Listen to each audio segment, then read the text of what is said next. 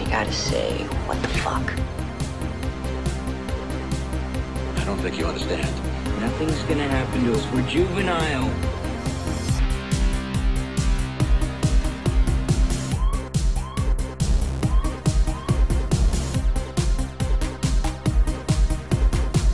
And now, on with the show.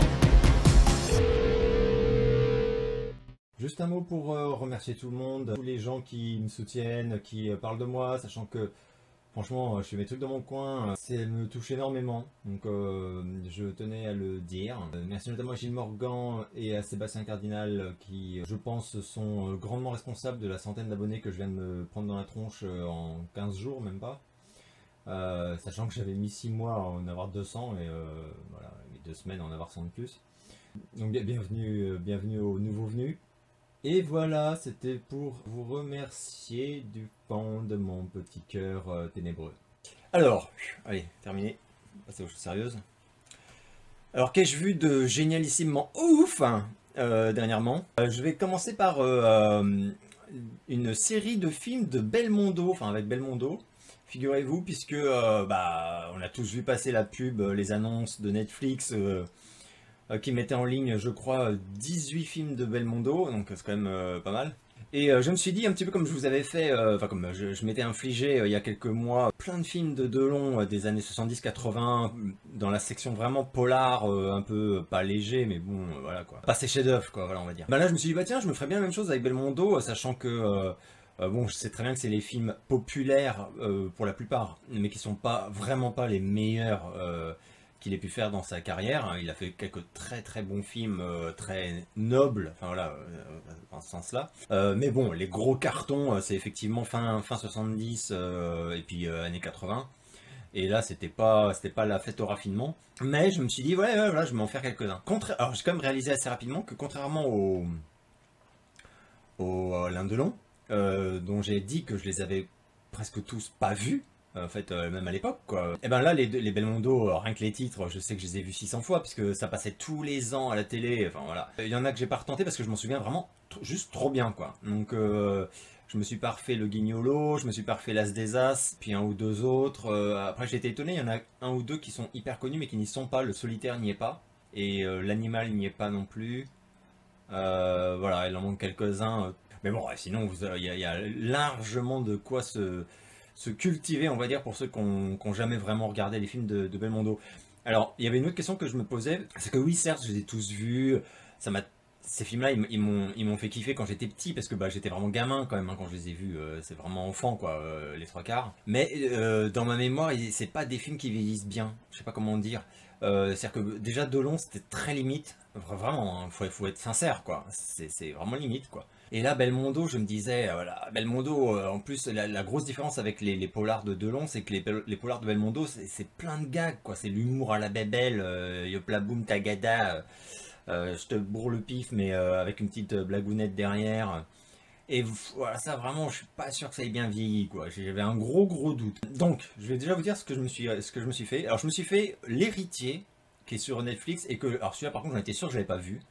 Et pour cause, il est très vieux, enfin c'est très vieux, 73 quoi, donc c'est, voilà. J'ai trouvé très sympa. Alors les Belmondo, comme j'en ai quand même vu 5-6, je vais pas vous faire les résumés des films à chaque fois, d'autant que ça n'a pas grande importance, c'est des polars.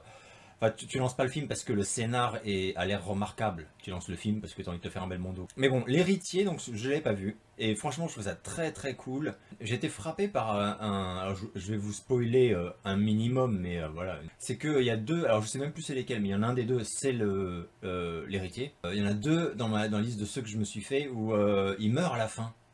Et c'est super étonnant, parce que moi, par exemple, d'instinct, je me serais dit, c'est un peu comme Delon. Quoique Delon, il y en avait un que j'avais vu aussi, où il se prenait une balle vraiment à la scène finale. Et moi, ça, je trouve ça super cool, parce que c'est tellement rare de voir le héros qui meurt, quoi. Là. Donc voilà, donc là, je vous ai spoilé sa race, L'Héritier, il meurt à la fin. Mais honnêtement, c'est pas, enfin, je l'aurais su, ça m'aurait pas empêché de regarder pourquoi, comment on en arrive à ça, quoi. C'est un peu comme les Colombo, quoi, où au début tu as compris qu'il y a un mec qui est mort, et puis après voilà, l'intérêt il est ailleurs. Donc j'ai fait donc l'héritier, j'ai fait Flic ou voyou de 1979, j'ai fait le professionnel de 81 et le marginal de 83. J'avais commencé un autre et je l'ai arrêté parce que réellement je le connais par cœur, donc ça n'a aucun intérêt.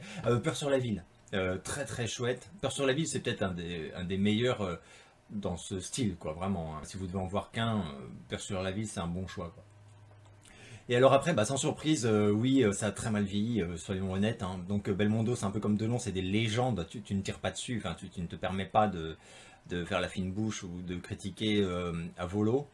Belmondo, t'es quand même impressionné parce que tu réalises le charisme du mec, c'est-à-dire qu'il portait un film sur ses épaules, et ça, on n'a plus d'acteurs comme ça. Et je crois que je l'ai dit à l'époque de ma vidéo sur Delon, on n'a plus de Belmondo, non plus.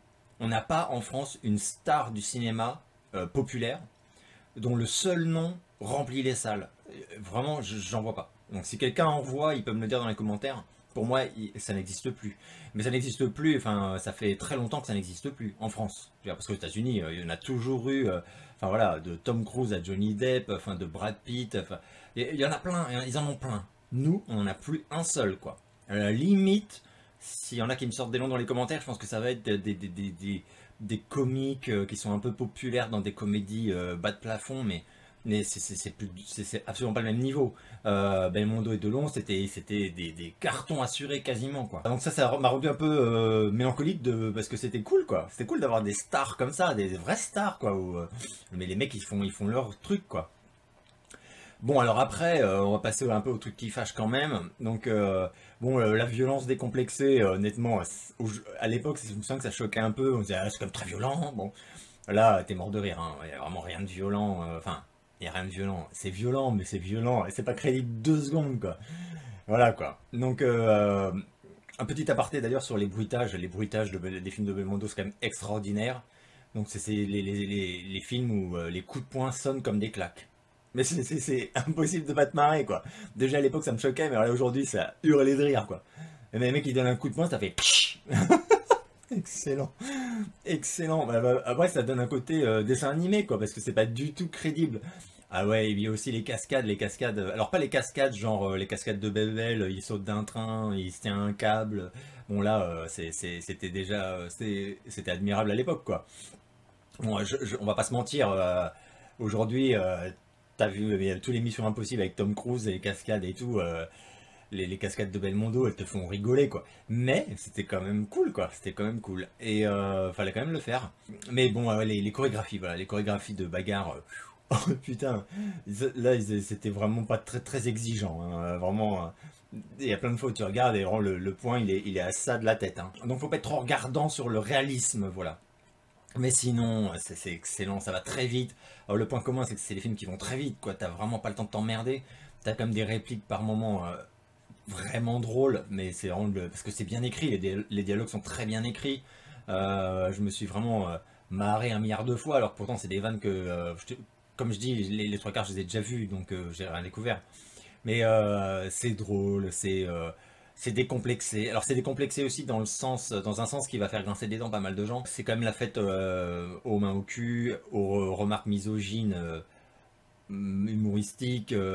En gros, toutes les femmes, mais quasiment toutes les femmes, ne servent qu'à montrer à quel point Belmondo est sexuellement irrésistible pour la gente féminine. Donc voilà, donc en gros, même, enfin, il croise n'importe qui, hein, la directrice d'une banque, en 2 minutes, c'est une nymphomane, elle veut absolument se le mettre dans son pieu. Ouais, voilà, donc bon, et alors lui, enfin, il a un comportement, c'est l'époque, hein, voilà, à l'époque ça passait comme une lettre à la poste. Je pense qu'aujourd'hui, tu fais ça, t'as 800 menaces de mort sur Twitter, enfin 800 000, pardon. Là, c'est clair que ces films-là, ils pourraient plus être faits comme ça aujourd'hui, ça ferait problème, voilà. Je suis quand même, alors après à titre totalement égoïste, j'avoue que je suis content d'avoir vécu plus ou moins dans une période fin 70 et puis après vraiment toutes les années 80 où on nous cassait vraiment pas les couilles avec quoi que ce soit. Alors du coup il y avait des excès, quoi, des films vraiment choquants, quoi, mais choquants, enfin il n'y avait pas, malheureusement je pense pas qu'il y ait moins de misogynie aujourd'hui que dans les années 80, et je me permettrais même à titre personnel de dire que je crains que ce soit l'inverse. Je dis pas qu'il n'y en avait pas, il y en avait toujours eu, Mais aujourd'hui, j'ai l'impression que c'est fois 1000, ou alors c'est qu'on les voit plus, parce qu'ils sont vraiment totalement décomplexés, et les mecs tiennent des propos hallucinants, mais sans aucune honte. Alors que je pense qu'aujourd'hui, écrire le scénar d'un film en voulant qu'il soit financé, etc., faut vraiment faire gaffe à beaucoup de choses. Hein. Donc voilà pour les Belmondo, je les recommande pas dans le sens c'est génialissime, machin.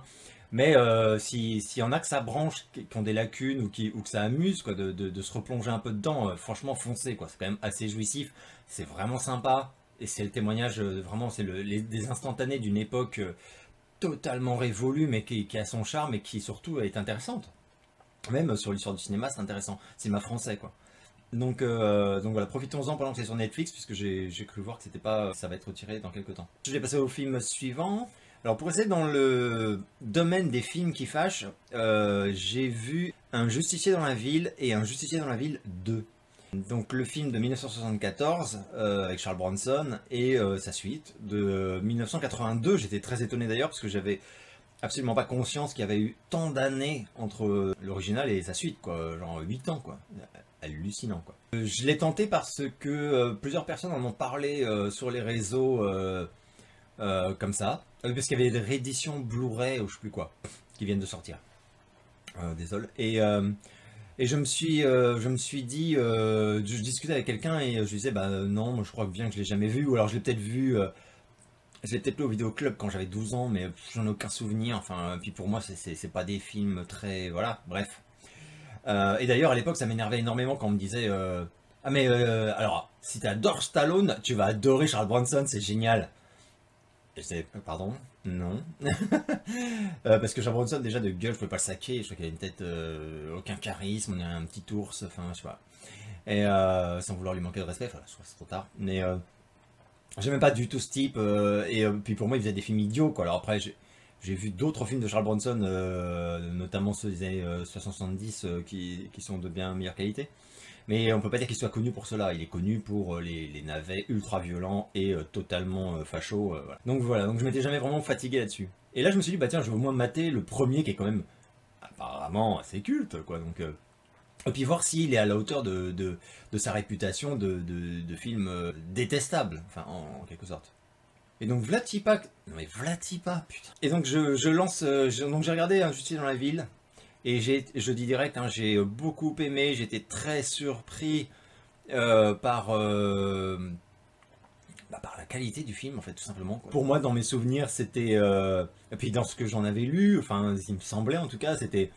Voilà, un très mauvais film sur pro-port d'armes, enfin voilà, de droite, enfin d'extrême droite, on va même dire, américaine. Voilà, avec un scénario qui tenait sur un timbre-poste, en gros, un mec perdait sa femme, puis du coup pour se venger, sortait buter la nuit à peu près tout ce qui bougeait et ressemblait à un jeune, parce qu'il n'y avait pas les jeunes aussi. Il y avait Et donc là j'ai vu en fait un film qui est très différent de ça, dans la mesure où il est beaucoup plus malin. Il prend beaucoup plus son temps, l'intrigue est bien mieux travaillée que ce à quoi je m'attendais.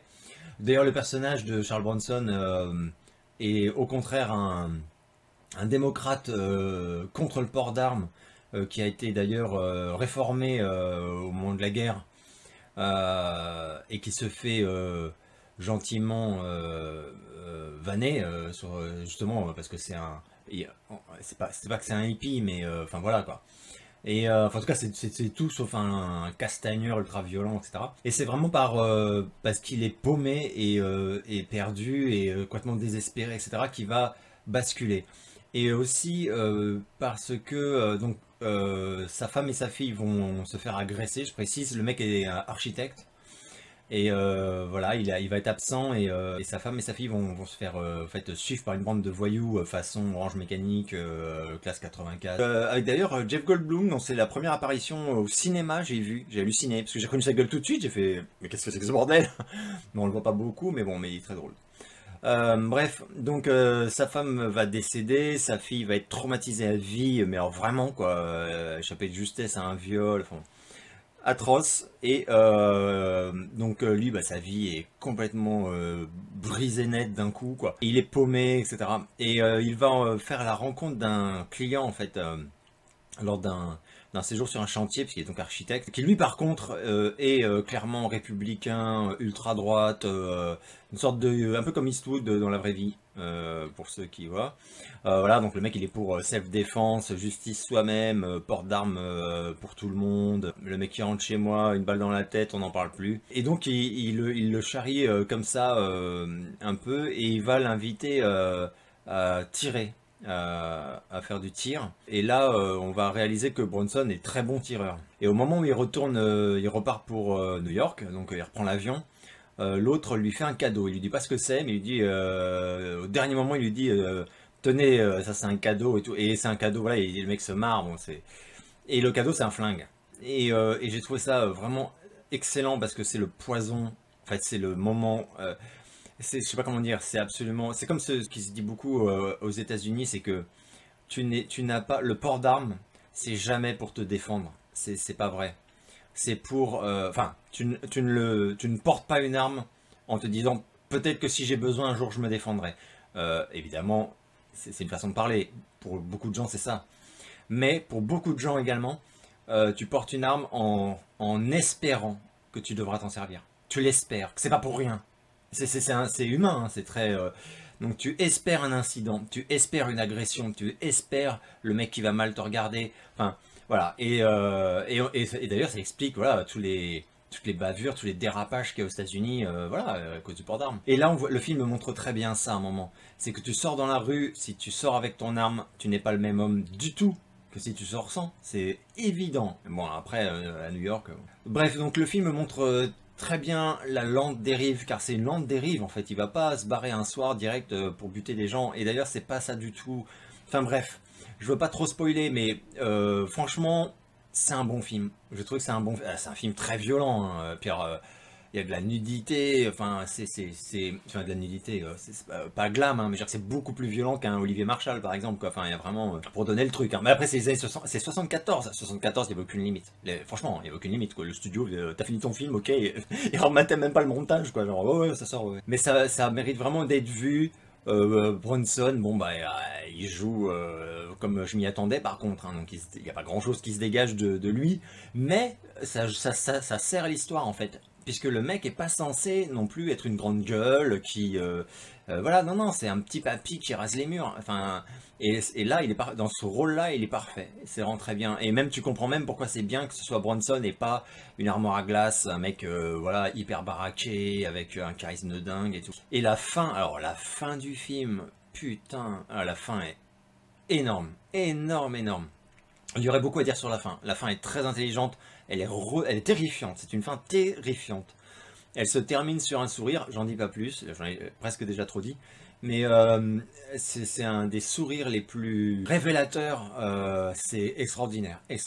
Parce que là, il y a vraiment un truc qui casse, en fait, dans cette scène finale, qui est qu'on quitte la souffrance pour basculer sur autre chose. Et là, le personnage, le héros, a vraiment définitivement perdu quelque chose de sa personnalité et acquéri autre chose, quoi. C'est vraiment génial. Et du coup, ça m'a tellement surpris que ce soit pas une merde que j'ai lancé la suite. J'ai lancé le 2. Bon, le 2, on va pas se mentir, c'est beaucoup moins bien.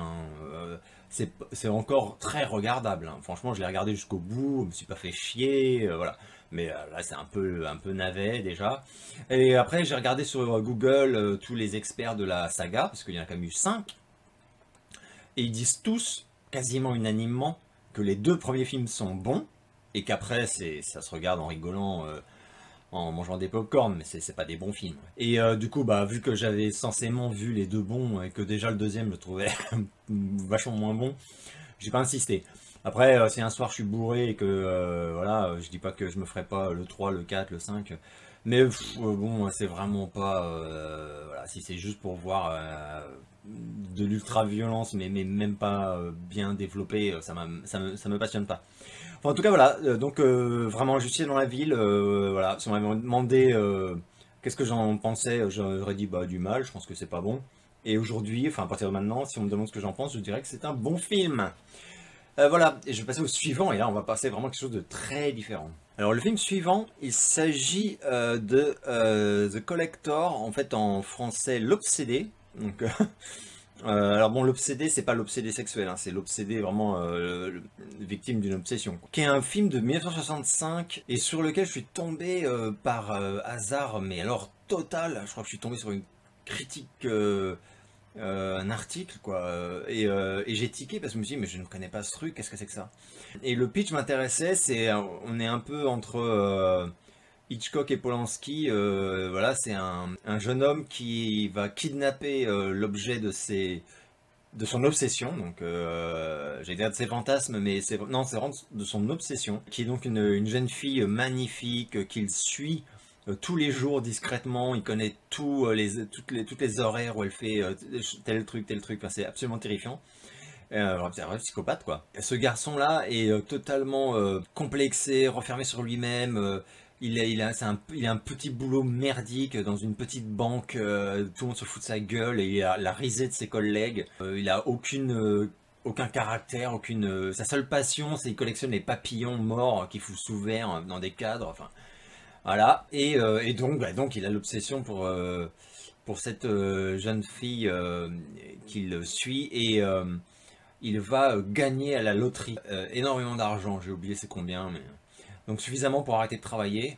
Et donc il va s'arrêter de travailler et il va acheter une grande demeure avec une sorte d'attendance, je sais plus comment on appelle ça. Et là, il va fomenter, j'adore ce mot, le kidnapping de sa proie, quoi. Et on se demande un peu qu'est-ce qu'il a en tête. On va vite voir que c'est nawak. Mais donc il va la kidnapper pour la forcer à l'aimer. Alors là, oui, j'ai envie de dire que c'est logique. Oui, moi-même, quand je kidnappe des gens, c'est toujours pour être aimé en retour. Ça c'est quand même un bel acte d'amour, le kidnapping. Très drôle. Non, mais ce que je veux dire, c'est que voilà, il refuse par exemple de l'agresser. Et il y a un truc vraiment, une ambiance flippante qui rend le film assez particulier dès le début, qui est que dans cet acte ultra violent et agressif ultime, enfin la privation de liberté, l'enfermement, la séquestration, il emballe tout ça de mille et une délicatesses amoureuses.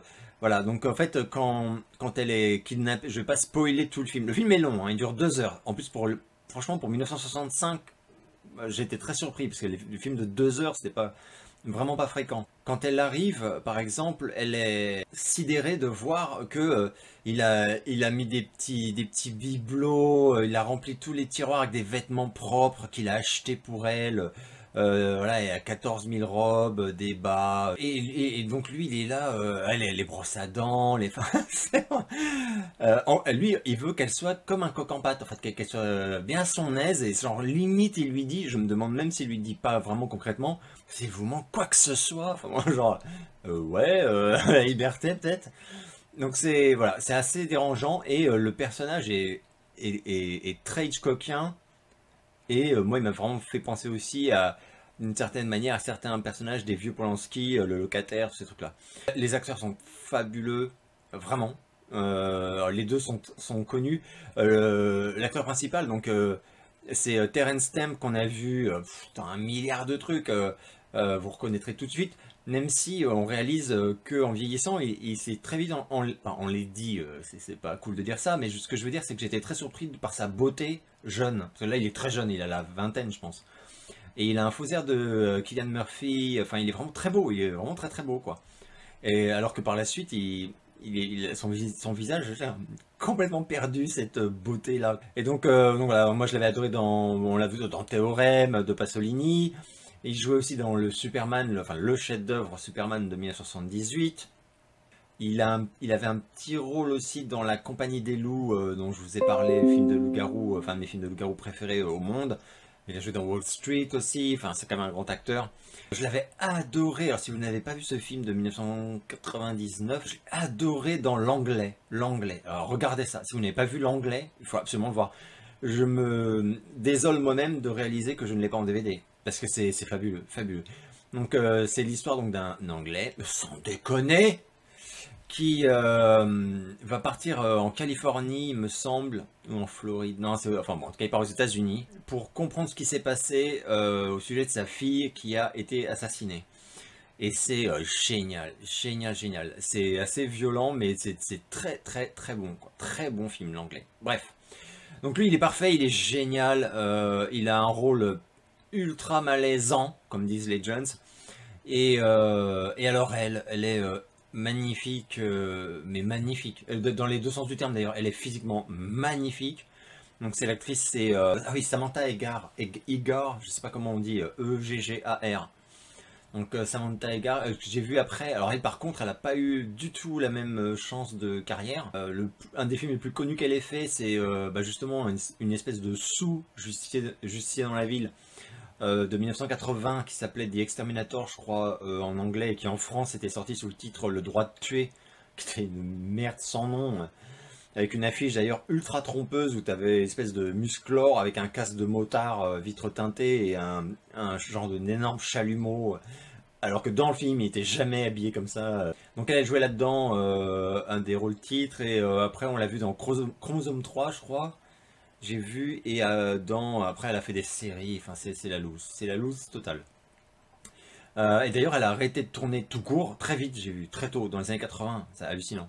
Elle est magnifique dans ce rôle, ultra crédible, vraiment, mais c'est impressionnant, quoi.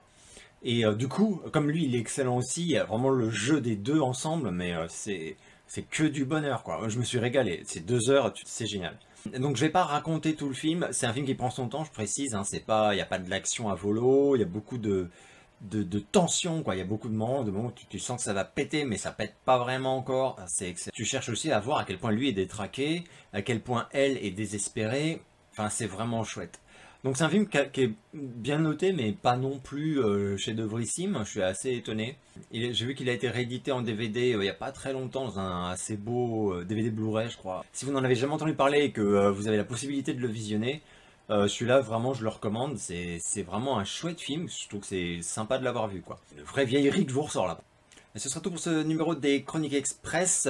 J'espère que vous tenez bon. C'est vraiment une année de rêve. Je pense qu'on peut vraiment, je pense qu'on s'en souviendra avec émotion de 2020.